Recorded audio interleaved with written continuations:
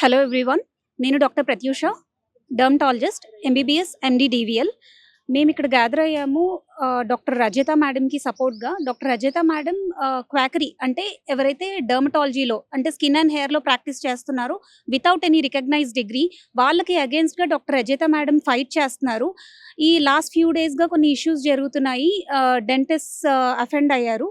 But we're not against ethical dentist. అంటే dental doctors ఎవరైతే dental practice చేస్తున్నారో వాళ్ళకి మేము అగేన్స్ట్ కాదు.